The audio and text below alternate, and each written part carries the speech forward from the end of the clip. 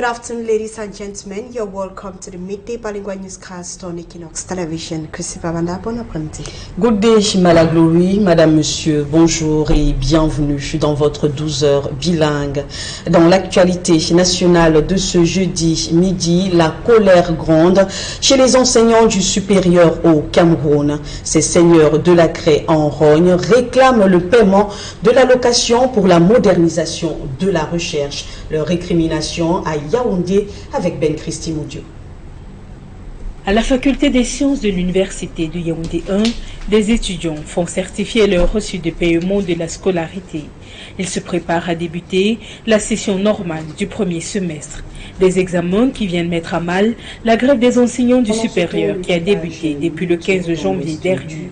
C'est un peu compliqué parce que les enseignants sont frileux quand il y a les examens. Et il m'a été dit que certains collègues ont pris peur et ont envoyé des épreuves. Le paiement de l'allocation pour la modernisation de la recherche. Ça nous embête énormément que 15 ans après l'institution de cette prime, que nous soyons encore à demander qu'elle soit payée. Depuis au moins 2 ans, nous demandons que tous les collègues soient payés au même moment, pour éviter, n'est-ce pas, certaines iniquités et parce que certains sont toujours favorisés par rapport à d'autres. Une prime pourtant importante dans le champ de la recherche. Il y a eu de nombreuses lettres qui avaient été écrites par le syndicat et ces lettres avaient décrit et dépeint les conditions de vie des enseignants et montré que certains collègues qui avaient même de très beaux papiers, de très bons résultats, n'étaient même pas capables de les publier parce que les revues scientifiques de très bon niveau sont parfois payantes. Donc c'était un peu pour arrondir les bouts par rapport à ces recherches. Alors que les enseignants du supérieur poursuivent leur mouvement, au ministère de l'enseignement supérieur l'ont rassuré sur les avancées du paiement de cette prime.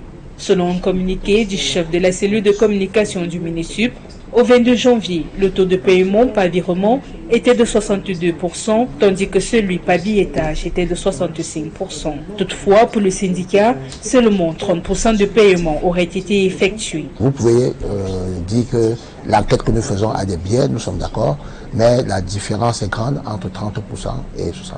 Cette grève qui intervient près de 3 mois seulement après la précédente réclame le paiement de la 4e partie de l'allocation pour la modernisation de la recherche pour l'année 2023. Pendant ce temps, le village Minto, dans l'ouest du pays, riche en potentiel agricole, souffre d'un manque d'infrastructures de base. Coup de projecteur sur les difficultés que rencontrent les habitants de cette localité avec Robert Kenyé et Stéviane Tepe. Habituel dans le village Jouées, situé dans la commune de Batibo, région du Nord-Ouest, département de la Momo. Les habitants de cette localité vivent désormais la peur au ventre après avoir reçu plusieurs menaces des groupes sécessionnistes qui les accusent de travailler en collaboration avec l'armée camerounaise. Ils sont venus vendredi, samedi et dimanche. Ils ont surpris les séparatistes dans leur camp et ont arrêté certains. Les séparatistes pensent que les gens du village travaillent avec le gouvernement pour les attraper. Ils sont désormais contraints de rester dans leur domicile par peur de représailles. Pour leur revanche, les séparatistes ont pris 22 personnes et sont allés dans les champs. Ils ont créé un désordre dans la chefferie et ils ont encerclé le village. Personne ne peut entrer ni sortir. Il n'y a même pas moyen d'aller chercher à manger. Le vœu des populations du village Jouées est le même que celui de toutes les populations vivant dans les zones en crise, le retour de la paix. Je fais appel aux autorités nationales et internationales afin qu'ils mettent fin à cette guerre. La crise anglophone a déjà fait plus de 6 000 morts et forcé plus de 2 millions de personnes à se déplacer vers les zones jugées moins dangereuses. Poursuivons avec le bureau de gestion du fret terrestre. Le BGFT met en garde les transporteurs véreux qui opèrent sans respect des normes dans le transit des marchandises sur le corridor Cameroun-Tchad-Centrafrique. Ils ont donc jusqu'au 1er février prochain pour se conformer au risque de subir des conséquences liées au transport des marchandises sur le dit corridor. Je vous propose d'écouter El Hadj Oumarou, coordonnateur général du BGFT dans cet extrait capté par nos reporters. Inviter l'ensemble des transporteurs effectivement à écouter ce que nous voulons dire et à nous comprendre sur l'importance du fait que nous devons passer à la phase de la professionnalisation Nous étions encore hier au stade de l'amateurisme et il faudrait passer donc à la deuxième phase. À partir du 1er février 2024, des chauffeurs ou des transporteurs et des bailleurs de fret qui s'hasarderaient encore à charger des marchandises dans des camions sans les documents requis. Ces camions-là ne seront pas délivrer ce document après le chargement. J'insiste, après le chargement, pourquoi? Ils savent manifestement pourquoi ils délivrent ces documents, pourquoi ils chargent ces camions, parce qu'ils ne respectent pas le tarif de transport qui a été préalablement conçu et arrêté d'accord parti. Celui qui s'hasardera à faire charger ces camions sans ce document devra supporter les conséquences. Partons maintenant en Côte d'Ivoire avec cette scène d'euphorie dans les rues de la Côte d'Ivoire après la qualification des éléphants pour les 8e de finale. La liesse des aficionados ivoiriens, c'est un reportage que signe notre envoyé spécial Achille Kanga.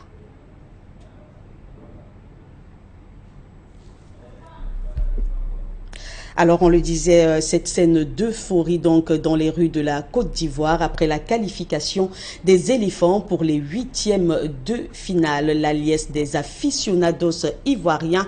C'est un reportage que signe notre envoyé spécial en Côte d'Ivoire, Achille Kanga.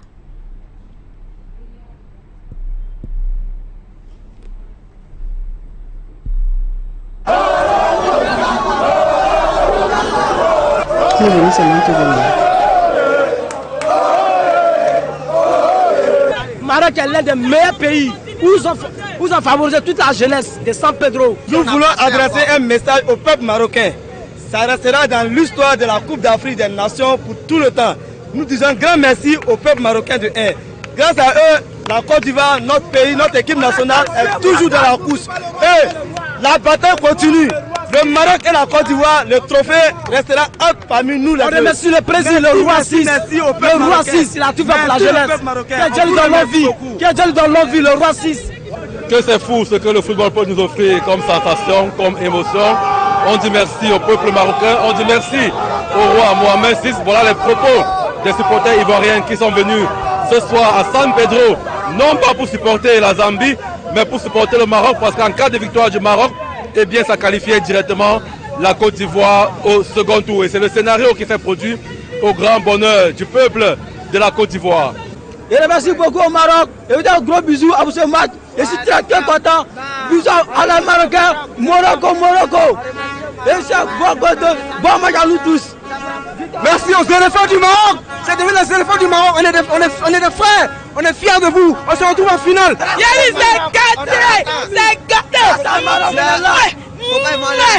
En direct du stade Laurent Pocou de San Pedro, Carlos Minoué, Achille Kanga, envoyé spécial Équinoxe Télévision. Rappelons que c'est le Maroc qui permet donc à la Côte d'Ivoire de poursuivre la compétition. Et ces impressions des joueurs namibiens et mauritaniens, eux aussi qualifiés pour les 8e de finale de la Coupe d'Afrique des Nations. Des réactions recueillies une fois de plus par notre envoyé spécial Achille Kanga.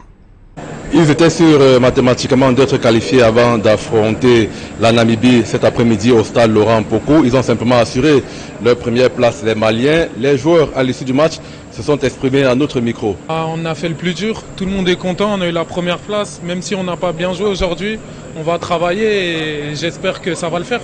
Alors justement, dans le contenu, est-ce que vous vous êtes dit, puisque la qualification est déjà acquise, vous n'avez pas développé votre jeu? Non, c'est pas ça, pas du tout. On a voulu gagner. Malheureusement, on n'a pas réussi. Peut-être qu'il y avait la fatigue, mais ça, c'est pas une excuse. Tout le monde est fatigué. On n'a pas réussi à bien jouer, mais l'essentiel, il est fait. On est premier. Quand on sait qu'il y a des grosses nations, ça a été difficile pour eux. Faut être concentré jusqu'au bout, négliger aucune équipe et on va se replonger dans le travail pour, j'espère, se qualifier en quart. Justement, les 8e de finale, c'est un autre niveau. C'est quoi les objectifs? Est-ce que vous êtes dans les objectifs fixés par votre fédération, par exemple? L'objectif, comme toutes les nations, c'est de remporter chaque match. On a tous envie d'aller au bout, donc on va se donner pour, j'espère, gagner le plus de matchs possible et remporter la CAN. No, we need to take away the small mistakes we do. We have a few things. The coach will probably work with us with that. So yeah. Qualification historique pour la Namibie en 8e de finale de la Coupe d'Afrique des Nations. Les joueurs l'ont dit, on prend match après match. En 8e de finale, ce sera une autre affaire. Ouais, on a joué bien aussi. Après c'est 0-0. Mais c'était un bon match. On va prendre un match par match. On a qualifié. C'est ça maintenant. On va préparer pour les autres matchs. No, we just take it one game at a time, you know. We just caught with this one, we finish with this one, we take it one game at a time, we're looking for the next opponent, we go and analyze it and we take it from there. Le Mali et la Namibie sont donc qualifiés pour le second tour de la Coupe d'Afrique des Nations Côte d'Ivoire 2023.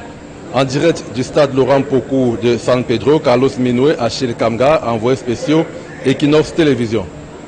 Merci à vous pour cette forte mobilisation et on ne cessera d'ailleurs jamais de le dire. La Coupe d'Afrique des Nations Côte d'Ivoire 2023, la CAN des surprises, c'est à vivre sur Équinoxe Télévision et nulle part ailleurs. Fin de la première partie de votre journal. Place à la seconde partie en langue anglaise avec vous, Malaglory. Thank you, Christine Babanda. Ladies and gentlemen, thanks for staying with us for the second part of the news. The population of the Northwest region continues to suffer from the effects of the Anglophone crisis. The Iwai village in Batibu subdivision, for example, has been cut off from the region. Alleged separatist fighters block all the entrance into the village, accusing villagers of conniving with security forces against them. Details with Annabella. Villagers of the Iwai village of the Batibu subdivision of the Northwest region now live in total fear and uncertainty. This is after an attack was carried out by some armed gunmen in the village. So they kill most of them and then arrest their general. So the separatists think saying the Iwai people there, they go for palace, bend down the palace down. The villagers explain that military officers, after getting information that an Ambazonian general was in the Iwai village, stormed the locality and arrested some suspects. Plus, the said general who was in hospital in Bamenda. Other alleged separatist fighters in retaliation blocked every entrance into the Iwai village. No one gets in and no one goes out. How are the people supposed to cope in such a situation is their greatest worry. And then they surround the village, nobody is going out, nobody is coming in. And there's no way for the villagers to find food. The villagers of Iwai are asking for the intervention of security forces and other local traditional authorities. The DO is aware, the military is aware, even the chief of the Iwai is talking with the administration. You know that the chief of Iwai is an auxiliary to the administration. He cannot do anything without the administration. It in the northwest and southwest regions has been going on for several years now. Thousands have died and many are desperate, seeking refuge in other parts of Cameroon. And Cameroonians are yet to be convinced on the efficiency of the Mosquirix malaria vaccine. During the launching of the campaign in the town of Tico in the southwest region, very few parents brought their children to be vaccinated. More details with our reporter Isielu Silengo. The government of Cameroon, through the Ministry of Health, reassured Cameroonians of the efficacy of the Mosquirix malaria vaccine. Parents and health experts are raising concerns about the side effects of the vaccine, given that Cameroon is among the first countries to receive the vaccine, which is still in its experimental phase. The best vaccine for malaria is to keep your compound clean, is to eradicate the mosquitoes that bring the vaccine, not a vaccine. Why do you go give a 6-month-old baby vaccine when the baby has just been born? The baby has not even been bitten by a mosquito. Malaria comes from the Anopheles mosquito, and it must bite you to be able to transmit that into you. Now, why you inoculate a little child who is not up to 6 months, even 1 year, who has never been bitten by a mosquito? I'm against the malaria vaccine. During the launching of the Mosquirix malaria vaccine campaign in hospitals in Tico Southwest region, the turnout of parents was low. Most parents visited the hospital for other vaccines like the VCG vaccine, while some came for the malaria vaccine. I've been hospitalized 2 times before the 6 months. So after I learned about the vaccine, I decided to come to the Tico District Hospital to vaccinate the baby. Health experts in Tico call on parents to vaccinate their children because malaria prevalence in Tico is high. I think that malaria so far in Tico has been a major problem, particularly to the most vulnerable group of people. That's the children, 0 to 6 months, and even the pregnant women. So they have really suffering malaria, and I'm sure this great action of the Public Health Ministry bringing malaria vaccine will be of very great interest to see how we can reduce the number of children dying of malaria in Tico. Health experts urge the population to shun fear and get their children vaccinated so as to curb the prevalence of malaria in Cameroon. About 100 employees of Iromart company in the west region of the country staged a strike action denouncing ill treatment and other several things, which is unpaid salaries. They were protesting in front of Eneo regional office. They are affiliated to pleading with them to intervene in order to put an end to this crisis. Innocent as it tells us more. They are all disgruntled workers of Iromart company in the West region, affiliated to Enyo, protesting at the Enyo regional office in Bafoussam. They denounced the ill treatments meted on them by their Iromart employers. They owe us months of salaries. It should be paid. Jusqu'aujourd'hui, par le partenaire Iromart 3i. We need salary increment. They should pay us a salary of 120,000 francs each, like Enyo does with its workers. We no longer want to be paid 76,000 francs. 76,000 francs CFA, they say, is too small for the risk they take, the remote localities they access, high transportation costs. We go to remote localities, villages to work, and at the end of the day, paid peanut salary. We can't work and unable to feed and send our children to school, unable to pay our transport to and from work. We put in a lot of effort, but the management does not see that. Women say their situation is aggravated by marginalization. All of us women do not benefit maternity leave. We need to give birth to children like our parents gave birth to us. We have no franc at the National Social Insurance Fund. We are intimidated and marginalized. When you complain, they threaten to sack you. Their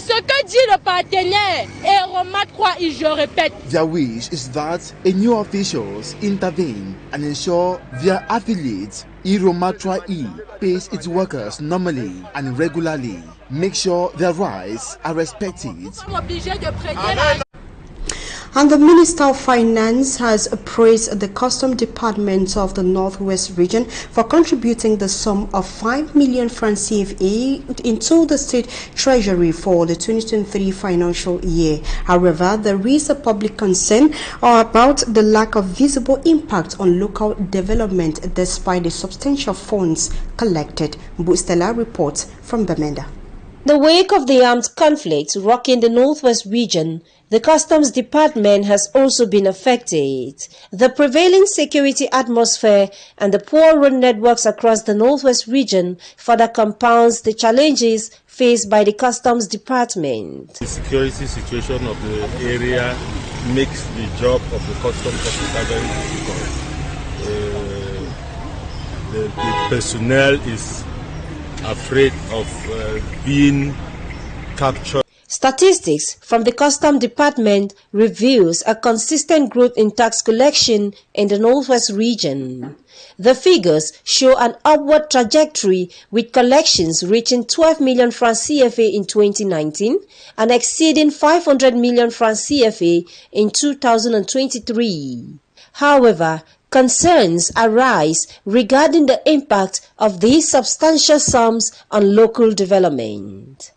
While in Bamenda to launch activities in the build-up of the commemoration of the 71st International Customs Day, the Minister of Finance commended the Northwest Customs Department as in 2023 alone, they raised over 500 million francs CFA into the state treasury. We know how people have been suffering here in the Northwest region. But I'm very happy with my people of the Customs Department because they are very resilient. To further enhance operational efficiency, the minister also laid the foundation stone for a modern office space. The initiative aims to relocate the Customs Department from these deteriorating colonial structures that have become inadequate for the diverse range of services they provide.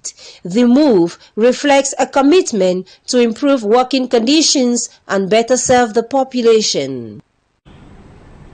The qualification of the Indomitable Lions to the round 16 in the African Cup of Nations has brought a lot of excitement among Cameroonians. In the following report, Cedric Chakochu collected the expression of some Cameroonians or some supporters and compiled this report.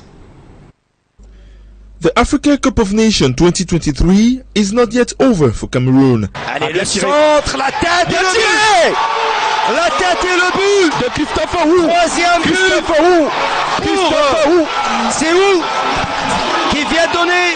Il a sonné la révolte. L'avantage. The Indomitable Lions could get their qualification ticket for the next step of the competition. A win which supporters of Edeya, Sanaga Maritime Subdivision in the littoral region took with joy.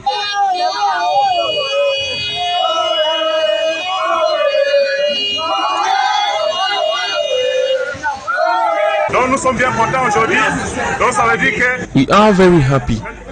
We are qualified for the next step thanks to the players. Donc nous sommes très bien contents. Donc c'est la surprise. Donc on ne savait pas que l'on devait aller loin. Mais c'est bien, nous sommes très contents. Same ambiance here in the southwest and northwest region of the country.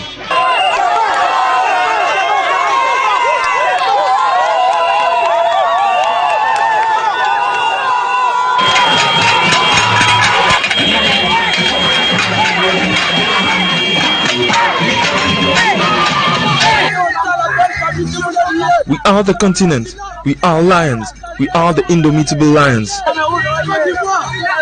While waiting the confrontation against Nigeria on the 27th of January, Cameroonians will forever keep this day in their memory.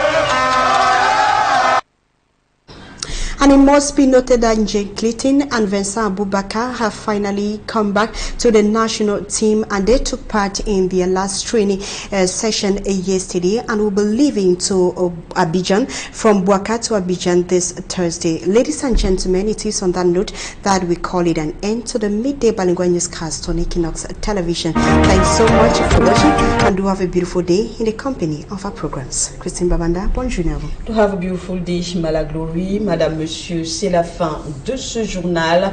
Merci de votre fidélité et surtout de votre confiance. Prenez soin de vous et restez en compagnie de nos programmes les meilleurs.